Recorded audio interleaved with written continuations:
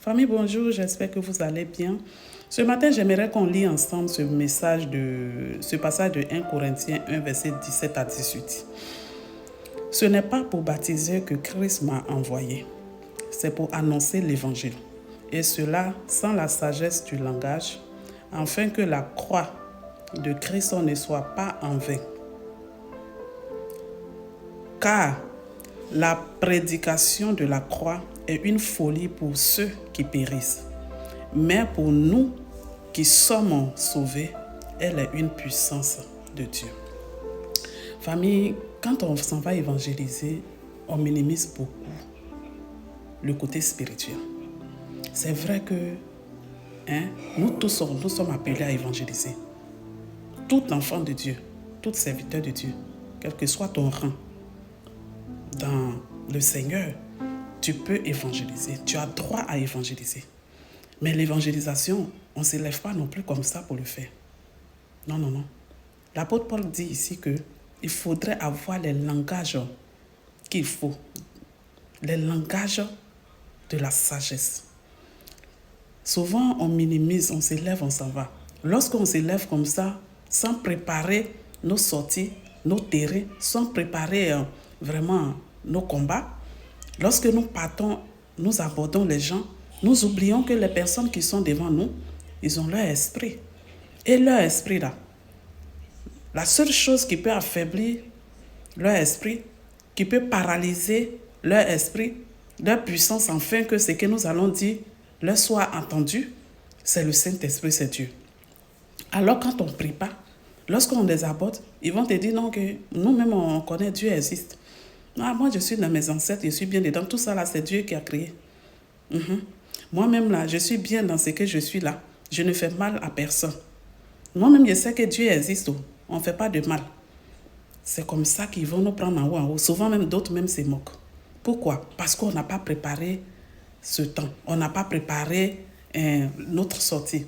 Lorsqu'on prépare nos sorties, le Seigneur fait le travail avant que nous-mêmes là, nous ne disions un mot. C'est-à-dire avant que nous ne sortions un mot là. Le Seigneur a déjà préparé la personne.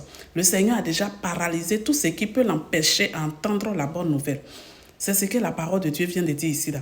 Sinon, quand c'est comme ça là, ils voient comme c'est une folie pour eux. C'est-à-dire qu'ils entendent, mais ils n'entendent pas bien. Ça ne rentre pas dans leur cœur.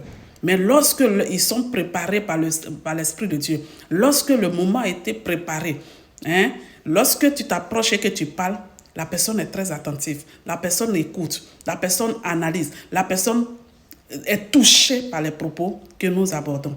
Vous voyez un peu, famille. Donc, le côté spirituel, là, on doit mettre beaucoup l'accent dessus.